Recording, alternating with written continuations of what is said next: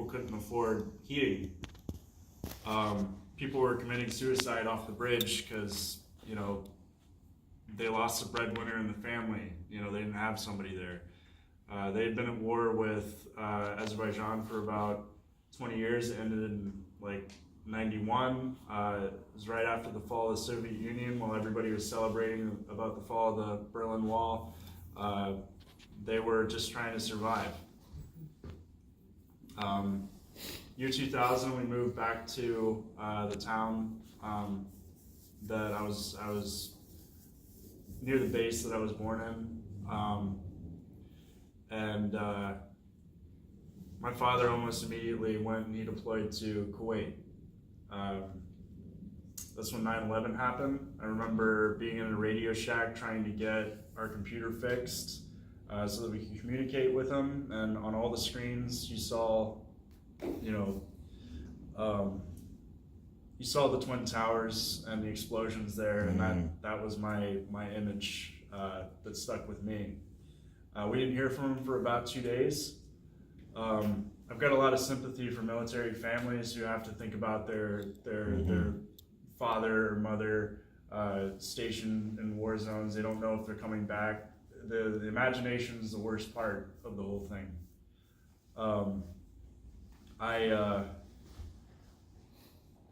We hadn't heard from him for about 2 days. We did hear from him. He said he was okay, but he did sound notably worried. He came back 6 months later.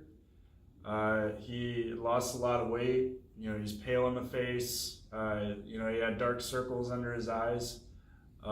He came back home. They were sitting in the living room, and like a kid usually does when they have a family member in the military, I asked him, "Hey, Dad, did you kill anybody?" You know, he paused, and he was like, "Well, I was the one person who was responsible for ordering the missile parts that were involved in the initial bombing of Afghanistan."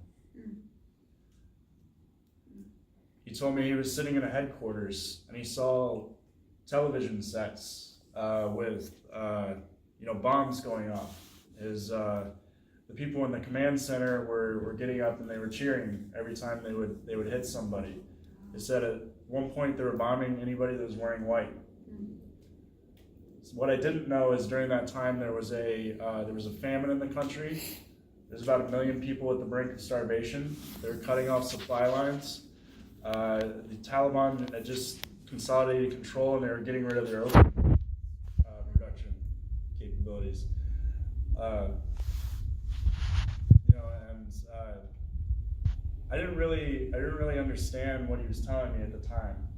There's a lot of jobs in the military where you wouldn't really think of the impact that they're making, you know, but you need to have all these worker bee jobs in order for, you know, the thing for the bombs to actually drop on the targets. You know, sorry.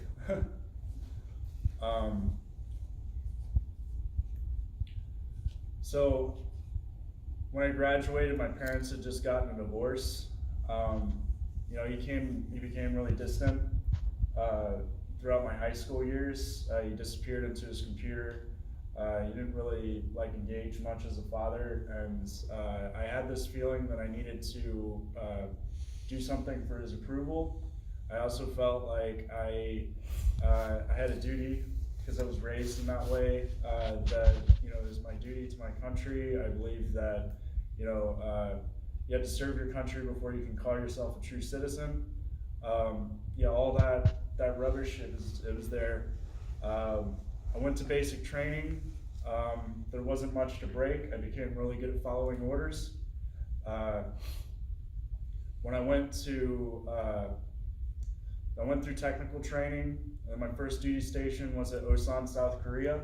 Our job was to maintain the air picture over the peninsula.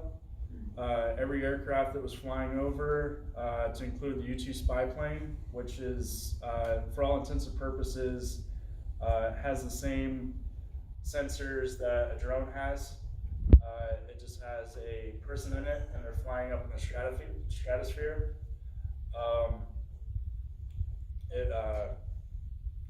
The only difference really is that it has more power to power the sensors. It just can't fly quite as long. It was during a time when they were preparing for a nuclear war with South Korea because they just started doing the nuclear missile tests there. We got a briefing that within the first 2 weeks of conflict, 1 million people would die on both sides. About 60% of the base would be dead, and we would basically have to defend it until the Navy came. You know, I was about 20 years old. You know, I had a pretty vivid imagination. I was also acting as a security forces augmentee on the edge of the fence, and I wore a gas mask for about 4 months.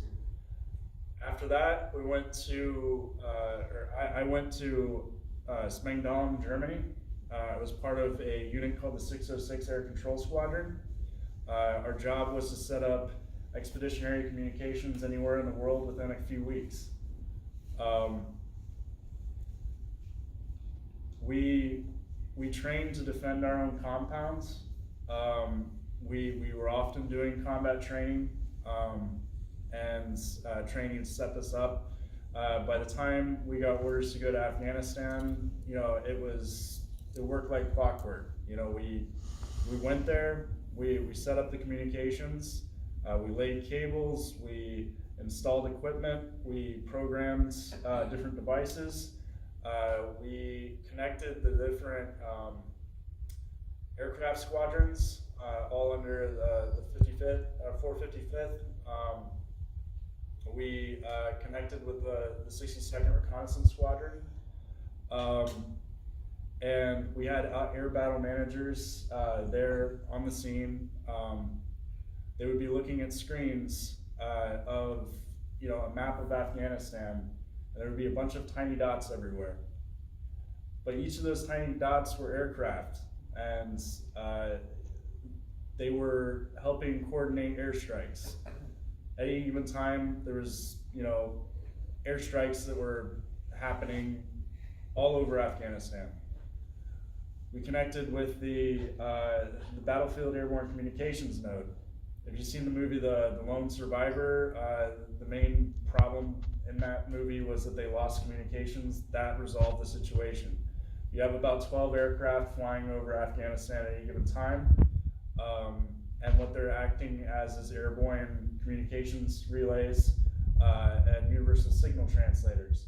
So essentially, if there's a special forces operative up in the mountains between Pakistan and Afghanistan, they could call in an airstrike from a cell phone. You know, one day while I was serving, my NCOIC came into the room and said, "We're killing bad guys now, boys." He had a big smile on his face. I can't tell you all the details of what I saw on screens. I can tell you that I saw a lot of what you would call war porn. A lot of explosions, a lot of videos of people dying,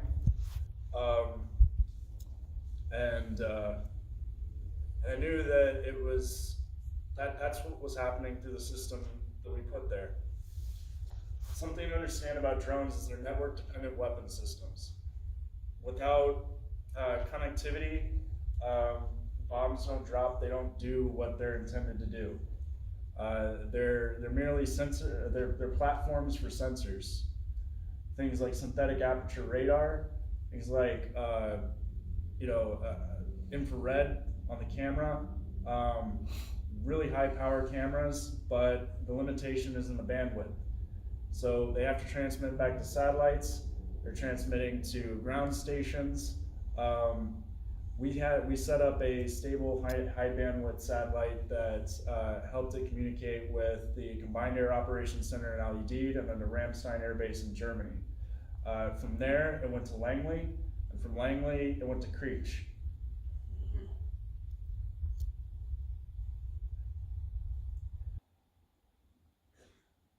At the end of my tour, I got a performance report and a unit award that said that I assisted in 2,400 close air support missions and 200 plus enemy kills. they told us we didn't have the need to know in terms of what the civilian casualties were. I had to go to a UNAMA report, the UN Assistance Mission in Afghanistan. It said that there was 350 civilians that had died within our area of responsibility. Each one of those numbers was a human being. I think it's really easy to see numbers on a screen and just think it's abstract. I don't really understand what's going on. I think a lot of people do that. But they were all human beings. They all had lives that were just as valid as our own. You know, they were in their country. You know, we were in theirs. They told us we were saving lives. However, you know, I don't think we should have been there.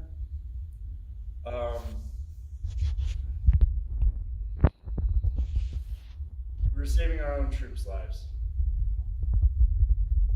We were taking a lot of theirs. At that time, you know, the majority of people hadn't even heard of 9/11 or the Twin Towers. You know, there's a video of Marines going around showing them pictures of the Twin Towers exploding, and they're like, "What is that, Kabul?" You know, they didn't even have a frame of reference for that because most people are living in rural areas and they don't have radios, they don't have TVs.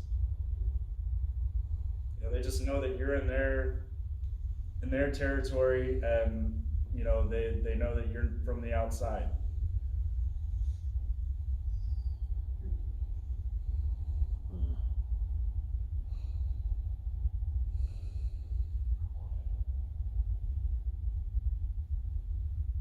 There's a film called National Bird, and there's an airstrike that it details in that film. There was a convoy of people who were traveling to the village of Cod. You know, it's one of the few airstrikes that you can actually see the transcripts. Stanley McChrystal released it. He made an apology to the people of Afghanistan for it. When you read it, you can see a lot of problems. You can see that the people who were administering their strike didn't understand the culture that they were dealing with.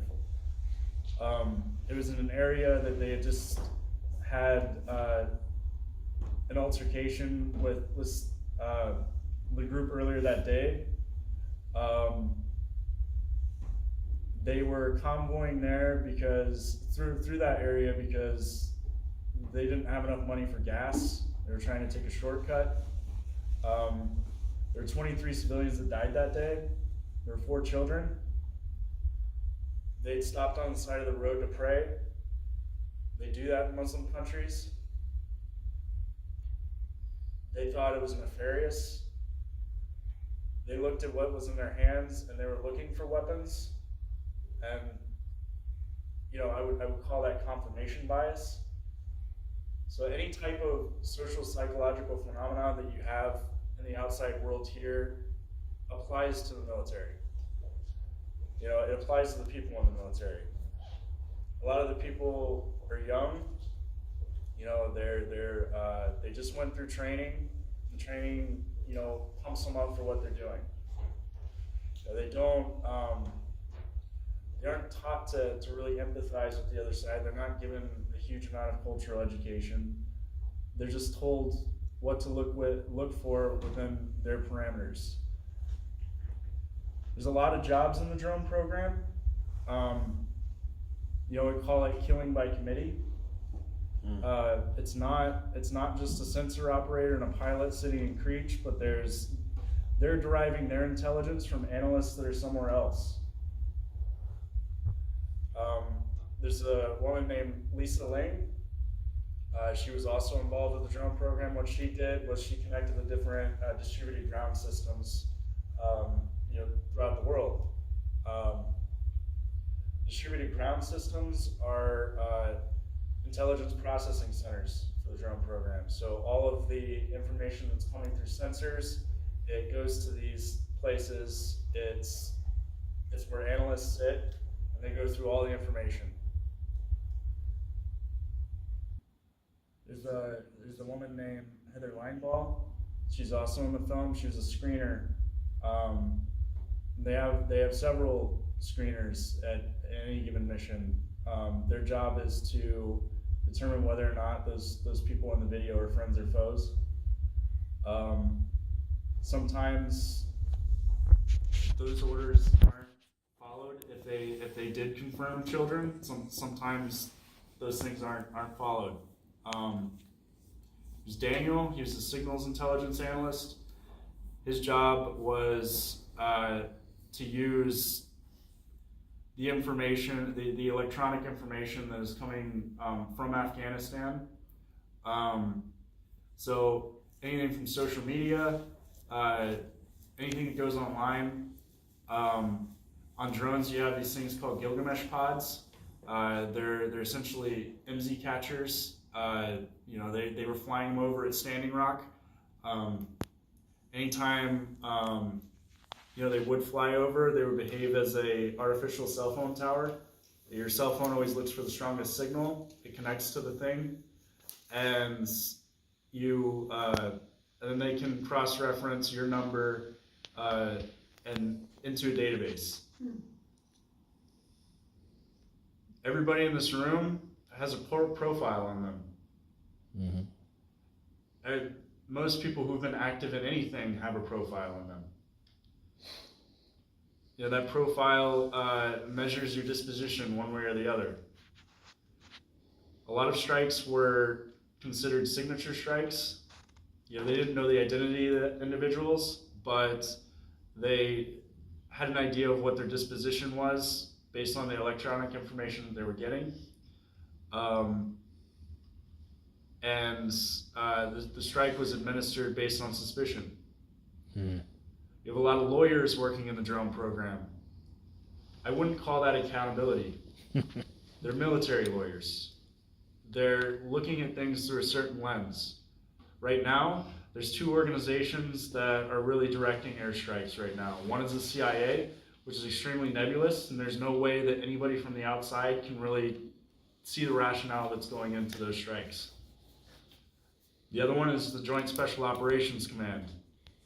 There's 100 to 150,000 people in those. It's not just people involved in drones, but they're also special operators. They're involved in many countries around the world. Right now, they're all over Africa. They're in Mali, they're in Mauritania, they're in Niger, they're rumored to be in Ethiopia, Kenya, they're in Djibouti, they're in Yemen, they're in Saudi Arabia, they're in Iraq, they're in Afghanistan, they used to be in Pakistan. The instability that's occurring around Africa is a direct result of the illegal invasion of Afghanistan, Libya, Iraq, and Libya. Yeah.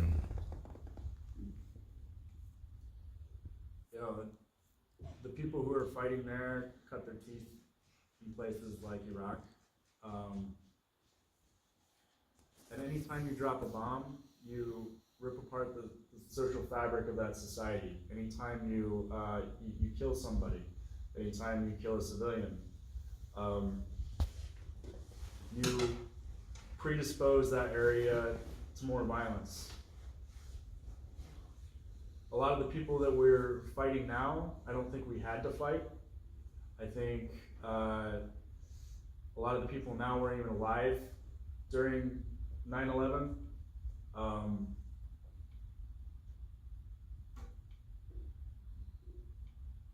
Had we not gone into their country in the first place, I don't think we would be fighting them right now.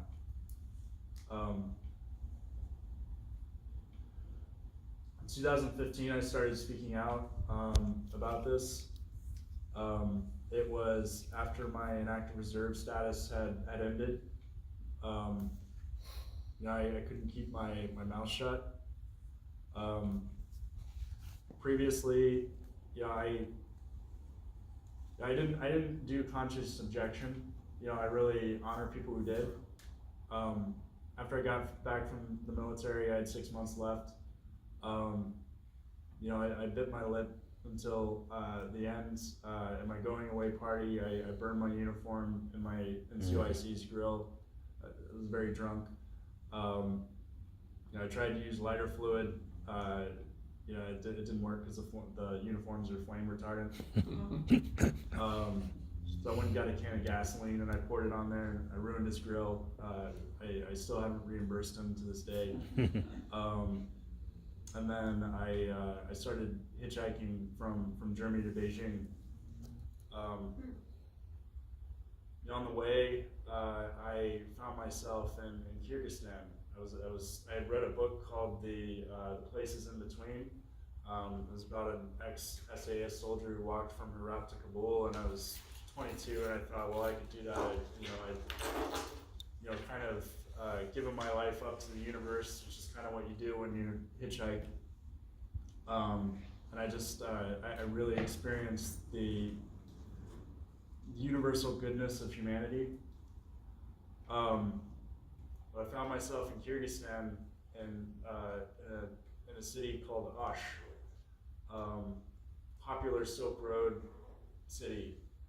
It was 2 months after an ethnic cleansing. In the news, they reported there was 400 people that died. On the ground, they were saying there was somewhere around 2,000.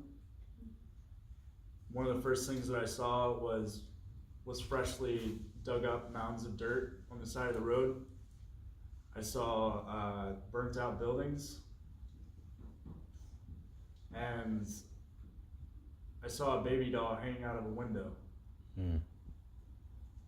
At that point, I realized that I probably am not going to be okay if I go back to Afghanistan, if I continue to China.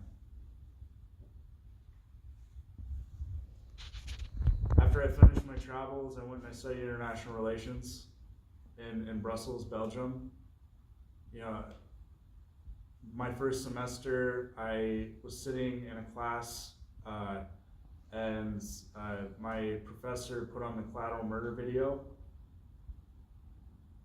He had known that I was in the military prior to that. Everybody around was from about 30 different countries. This was a really international school. And I looked around at the horror on their face, and I felt numb. I felt numb to that. My professor looked around, he's like, what's wrong with this image that you're looking at? Everybody was quiet. He asked me, and I said, well, those people are probably tired. The imagery is really unclear. They look like weapons. I found myself justifying it. And he said, yeah, well, what about those people that weren't carrying weapons right there? I fell silent. He said, what about the Geneva Convention? And I fell silent.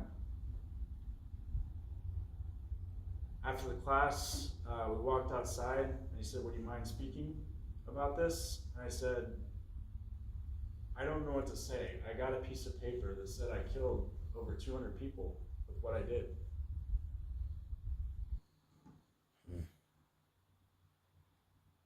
The entire time I was studying international relations, I was trying to figure out why we went to war. Like, why I have to live with this thing for the rest of my life, And I do, every single day. I think about those numbers, I think about the people that were affected by it, the fact that, I may never know the full extent of the damage that I did with the work that I did.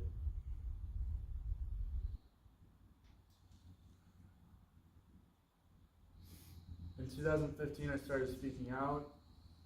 In 2017, I had a nervous breakdown when I was living in Portland. My worst fear was somebody like Donald Trump getting into office. That's why I started speaking out, because I thought President Obama was a constitutional lawyer. He's going to do his best. But something interesting happened whenever he got elected. Everybody became really complacent. Everybody was like, well, he's gonna take care of it. He's a good guy. He's gonna fix all these problems. He's gonna comply with international law. But he's one man in a government full of people that have vastly different ideas, and the only power that he had was the power that we gave him, and we didn't follow through as citizens. Now we have Donald Trump. Now we have a white supremacist president. The words that he says, the choice to use dehumanizing words has effects on all the organizations that are under him.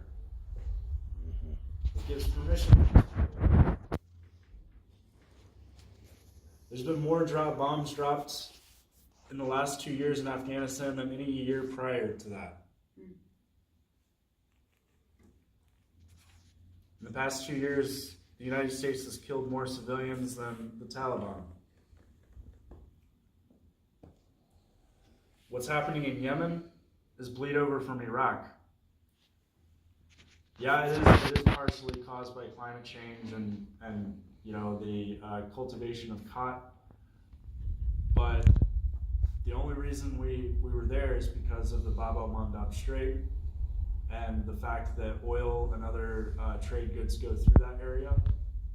That's why we're in Somalia. And right now there's 22 million people on the brink of starvation.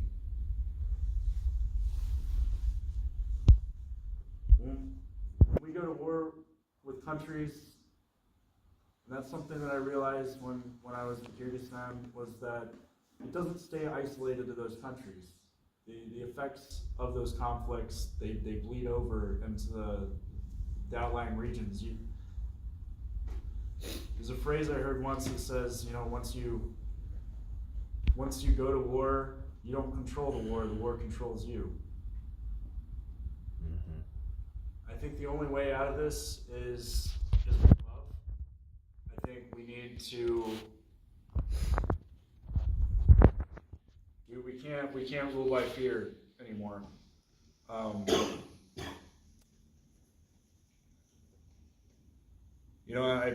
in a room with people who've been fighting most of their lives for change, and I appreciate that.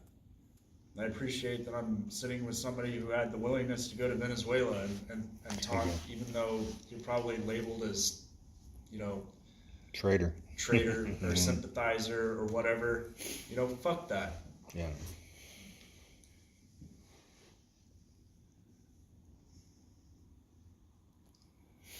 I've been in Tijuana for the past 3 months. I've seen what this border policy has done. I've met a lot of really good people who, they know that I'm trying to help them, but I know that there's limitations to what I can do. On the first floor, I got involved with them initially because of Food Not Bombs, because it's an organization that I trust, and I've seen them do a lot of really great work. We'd serve about 70 people a day in that area, with food that would otherwise be thrown away. We go around to the market sellers and they're happy to give it to us. I mean, it's been really healing for me. On the second floor, we have a medical center. The Tijuana General Hospital is over capacity right now. It also just doesn't like to serve migrants and people from the outside. They've become really apathetic to their needs. We've seen a lot of infections, a lot of that had gotten so bad, that people are starting to, get visibly sick and tired. There was a woman the other day. She had an infection on her side that had almost reached the bone. She got turned away by the general hospital, and we had to find out how to, connect her with care. You know, there was a guy that he almost died outside. He had a tube going into his lung that was draining fluids, and it had gotten infected. We thought he might have had congestive heart failure. Paramedics came, they saved his life, fortunately. I mean, on the 3rd floor, we hear the worst stories of people's lives every single day. We have people from Guatemala, we have people from Nicaragua, Honduras, El Salvador. We've had a couple from Venezuela. We've had people from Yemen. We've had people from Russia. We've had people from Azerbaijan, Myanmar. Many places in Africa, the Democratic Republic of Congo, where they've been fighting for almost 2 decades over minerals that we have in our phone. We don't see where they're getting those minerals. We just see the finished product. We've seen people from Cameroon, which I can talk to because they speak English. You know,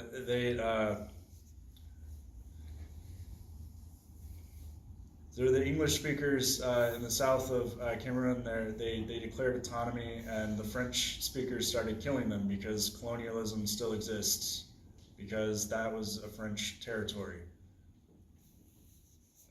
They told me that they don't know where their families are because they're hiding in the jungle. They told me about how they had to walk over dead bodies to get where they were going. I thought, you know, I can't imagine my sister and my niece having to walk over dead bodies in the jungle to go anywhere. For a few weeks, I was helping with Food Not Bombs. And there's 2 men from Yemen down there. I didn't have the heart to tell them that I worked with people who probably were involved in bombing their country. They're really great guys, always smiling, you know, really happy to help people for free. They were, you know, helping feed homeless people, and that made them feel good. Now they're somewhere in the immigration system. Their number was called, and they had to go through. So I've walked with a man and his son whose wife just had a daughter. She had pneumonia. She had a heart problem. His number was called, and I stood with him while he fought tears, you know, trying to pretend everything's okay. He's playing soccer with his son. You know, they strip to their base layer of clothes because, you know, they have to, and we tell them to wear sweaters, and we tell them to wear warm socks because the place where they're going is going to be cold. It's called the Hilera. And they keep it at a constant 56 degrees.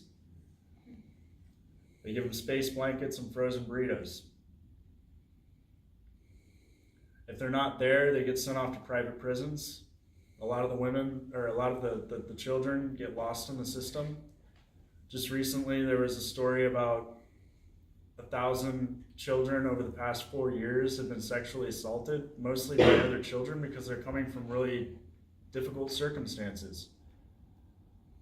When we're doing the critical fear interviews, we've been accused of prepping people for, you know, and coaching them. But I speak from experience. When you go through something traumatic, it's really hard to formulate and talk to somebody about that. And they're still going through traumatic things. So the fuck what if you were coaching somebody? You're telling them their rights, right? We're not even coaching them. We're just giving them a framework to speak about their experience. And, you know, these experiences are just insane. I met somebody who had half of his head blown off. Mm-hmm. He watched his son get shot by gangs right in front of him. Mm-hmm. These gangs probably wouldn't exist had the United States not, you know, gotten involved in Central America with the School of Americas and tried to overthrow their governments, and it's just been chaos ever since. Mm-hmm.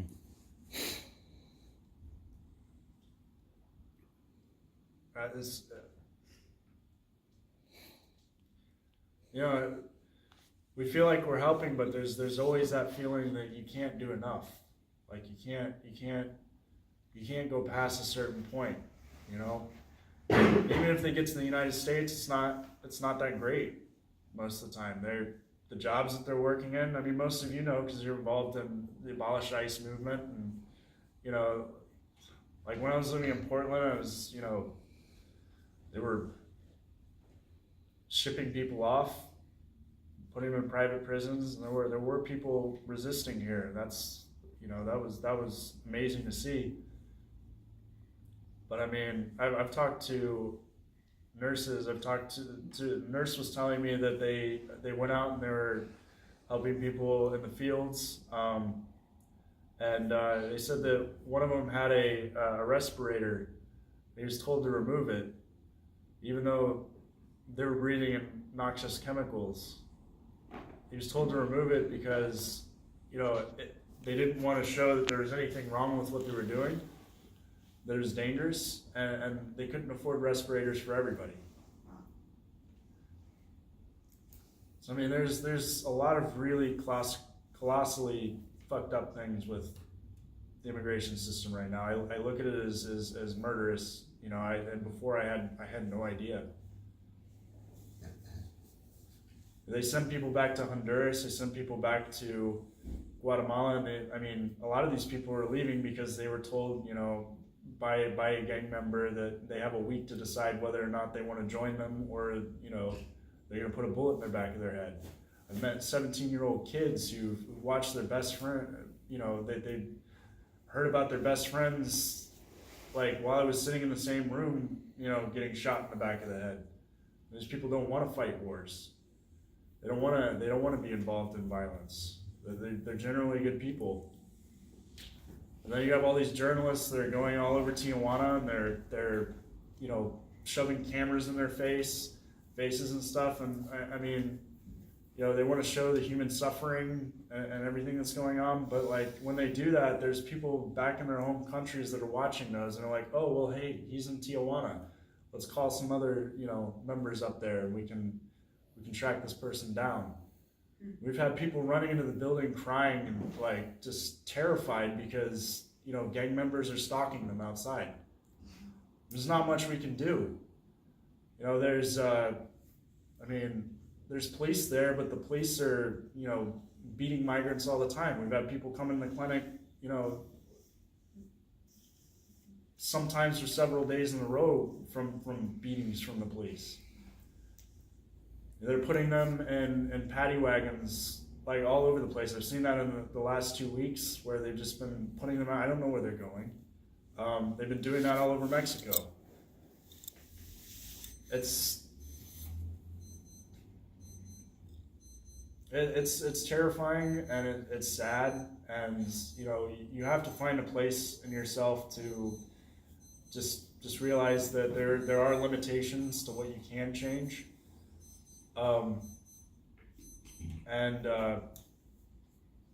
We could use all the help we can get. You know, we could definitely use more volunteers down there, especially if you speak, you know, another language: Spanish, French, Haitian Creole,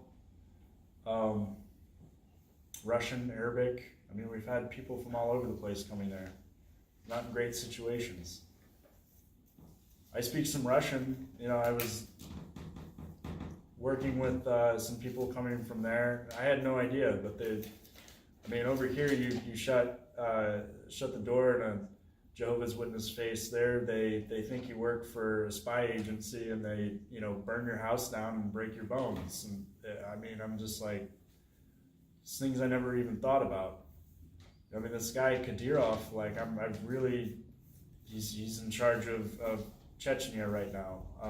I've really grown to dislike him. Mm-hmm. So he's going around, he's extorting people. And it's just, it's nonstop. You're really at the nexus of everything that's wrong with the world there. Mm-hmm. And, you know, if anything, we could use people who are peace-oriented down there to really just expose themselves to all the problems that are happening. Show empathy to these people. That's what we can give. If you have medical experience, we could always use help. That's all I got. I mean, Yeah. happy to answer any questions or just have a conversation. Thank you for listening. Yeah, thank you. Could you say something about the deported veterans down there too? Oh, absolutely. They're doing great work. I think it makes me sick to think that there's people who were, they joined the military, on a green card, or, like believing that they're going to serve something better, and then they go to war for them, they come back fucked up, they do some drugs, and maybe get, arrested for a petty crime, and then, then they get deported. And there's a lot of people in, situations like that down there, and I mean, they've banded together, and they've become hugely helpful to the migrant communities. There's the shelter spaces are overflowing, and there's a lot of people sleeping in the streets, and they provide tents, and they provide food, and sleeping bags, and I mean, like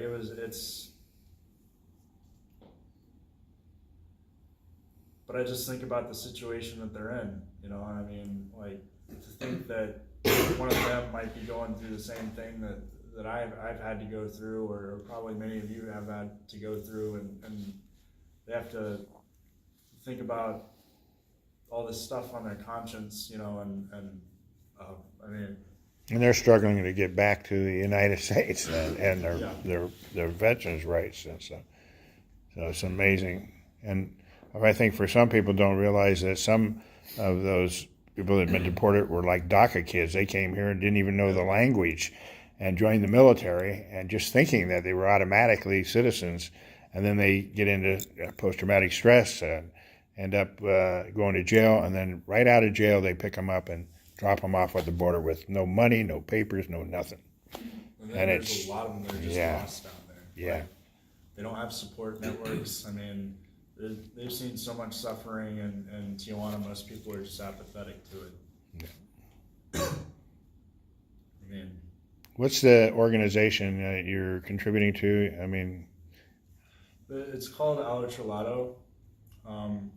And they work with the Border Rights Organization. They let migrants know their rights. They help them prepare for their critical fear interviews. We make copies of their documentations, because they often lose it while they're in the system. Families are getting separated. They help, reunite them. We've got 3 legal cases against the federal government right now for their treatment of migrants. I've said this, and I'll just keep saying this at every speech. Like, coming from where I'm coming from, like, it feels like a privilege and an honor to just be able to clean their floors. Mm-hmm. Do you have trouble going back and forth across the border? yeah. Well, while you take questions from everybody here, I want to just give them a big hand just for going through this. And I kind of also want to, it's a free event, but I'd like to ask people to, pull something out of their pocket. I'm just going to pass the basket here, and let's contribute it, because he's donating everything to this organization that's helping people, and I think it's important. And I want to thank you, John, for telling that very painful story.